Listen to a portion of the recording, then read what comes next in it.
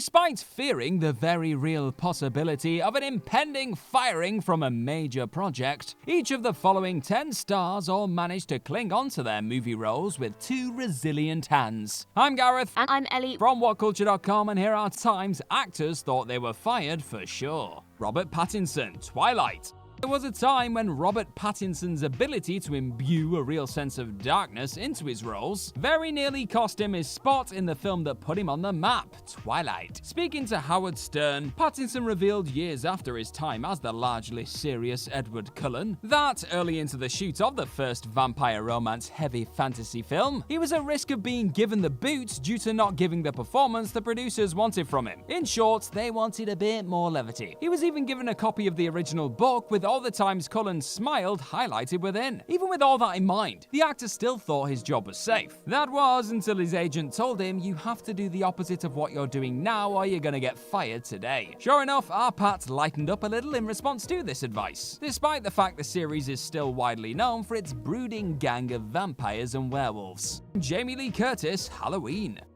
Long before she became synonymous with John Carpenter's iconic slasher and arguably became the greatest scream queen of all time, there was a moment when it seemed as though a young Jamie Lee Curtis's role in 1978's Halloween was on very thin ice. Curtis thought she was about to be given the horror heave-ho after only her first day as part of the production. This was due to the fact that her phone began to ring once she'd made it back to her apartment, with Carpenter himself the person calling. Curtis has since admitted that the minute she was informed that the director was on the line, she feared this was to be a termination conversation. After all, she'd heard many a story about actors being given their marching orders after a bad first day on the job. Instead of this, however, Carpenter simply said, "Hey darling, it's John. I just want to tell you I thought today went great. I'm so happy." Danielle Fishel in Boy Meets World. Danielle Fishel, of course, played Topanga on Boy Meets World, and on her podcast, Pod Meets World, spoke about fearing the wrath of the show's creator, Michael Jacobs, who made her believe she would be fired after her first day of filming. The issue came down to Fishel's natural speaking speed, which Jacobs deemed too fast,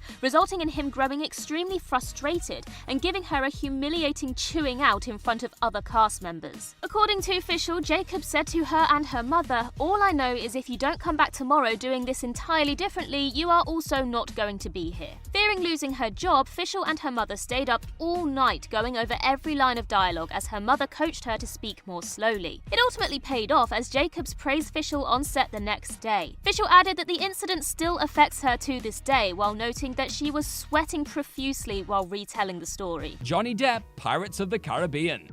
As far as anti-heroes go, very few hold a candle to the frequently quotable, despicable yet delightful rogue that is, or should that be was, Captain Jack Sparrow. Early into filming for The Curse of the Black Pearl, Disney weren't entirely convinced the star's approach to the frequently incoherent character was gonna land with their audience. Depp even admitted that he received a phone call from some rather important people at Disney who straight up asked him, "What the F are you doing?" Creating a now immortal personality was what the flamboyant thespian was up to. A character so insanely popular, he almost single-handedly stretched the series way past its early feature best. Before he was given the opportunity to overstay his welcome, however, Depp disclosed that he fully expected to be fired. Some people were clearly on board with the captain, and the rest, as they say, is history. Brad Pitt, No Man's Land. The Brad Pitt occupying Hollywood in 1987 was a far cry from the future Oscar-winning superstar who currently plies his trade as one of the industry's true giants. Keen to earn that all-important SAG card that a star once needed to really get going in the business, but could only obtain through performing a line on screen, Pitt decided to take matters into his own hands whilst appearing as an extra in the Charlie Sheen starring No Man's Land. Despite his character having no lines in the script, Pitt cheekily improvised the dialogue, "Would you like anything else?" The director immediately shouted, "Cut!" Sensing he was about to be given the boot from one of the first features he was ever a part of, Pitt was understandably grateful when the first AD instead informed him that if he tried anything like that again, he was gone. Thankfully, Pitt would go on to pick up a few lines here or there down the road. Ellie Kemper in The Office. Ellie Kemper began appearing on The Office as Dunder Mifflin's new secretary Erin Hannon in the show's 5th season, with most fans surely assuming she would only be around for a limited single-season stint. And Kemper expected the same herself,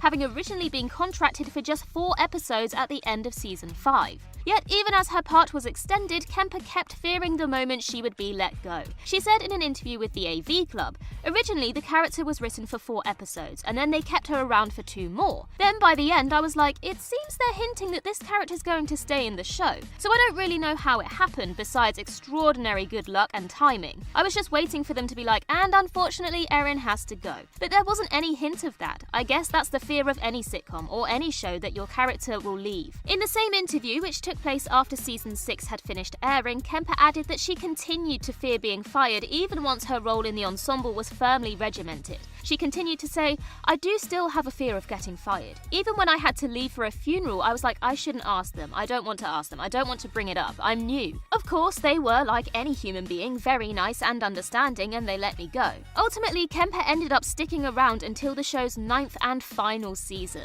That's quite the expanded tenure from a gig originally intended to be just 4 episodes. Michelle Rodriguez, The Fast and the Furious. Years before it was one of the biggest blockbuster franchises in the history of film, The Fast and the Furious was a small, intimate story centered around a group of people who classed themselves as familiar. One of the pillars of this fast-driving heist crew was Letty Ortiz, the girlfriend of Dominic Toretto, played by Michelle Rodriguez. However, as the script wasn't fully thought out at the time of her signing on to appear in the first feature, the star was left reeling when she found out that the early plan was to have her character cheat on her man in the flick. Feeling that it wasn't at all realistic for a Latin girl to cheat on her alpha-est of alpha male's boyfriend, Rodriguez put her foot down. Yet despite claiming that she would have quit the project, the star admitted to saying, "Don't sue me please, I'm sorry, but I can't do this in front of millions of people," suggesting that Rodriguez knew she could be sent packing after butting heads with those in charge. Tobey Maguire, Spider-Man 2.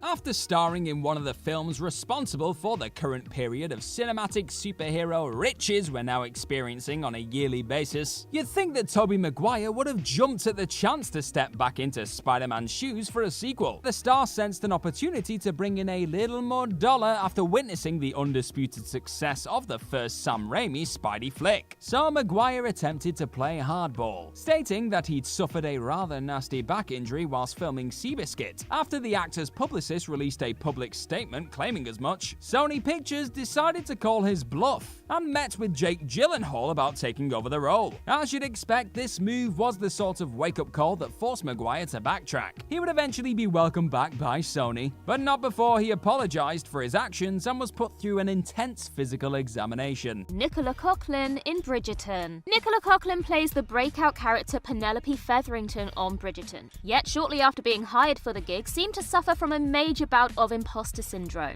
Despite winning the high-profile acting job, Coughlan lived in fear that she would end up being replaced by a more famous name in the early stages of production. In an interview with the New York Times, she said, "I should have been like, this is amazing. Instead, I was like, this is fishy, I don't know about this. I had known plenty of actors who were hired on prestige projects and then fired when the studio demanded a bigger name." Well, that certainly didn't happen in Coughlan's case. Penelope quickly became a fan-favourite character during Bridgerton's first season. Mark Ruffalo, the Marvel Cinematic Universe. If anyone knows just how willing those in charge of the Marvel Cinematic Universe are to change things up should a star not play by the rules the studio sets out for them, Mark Ruffalo knows. After all, the brilliant actor wouldn't have even donned the shredded shorts of the Hulk had Edward Norton not rubbed everyone up the wrong way in his first standalone flick. But even with that in mind, a careless Ruffalo still almost found himself out of a big green job. The calamitous moment came during an early screening of Thor Ragnarok. Ruffalo was enjoying filming an Instagram live story for the event. However, instead of bringing the stream to an end as the film began to roll, Ruffalo hit the wrong button. 15 minutes of millions listening to Ragnarok later, Ruffalo was aggressively told to switch off his phone, with the star fully believing in this moment that he was gonna get fired. Of course, Ruffalo was ultimately only given a slap on the wrist, but it's probably wise to keep him away from any spoiler-filled MCU material going forward. Craig Ferguson in The Late Late Show with Craig Ferguson.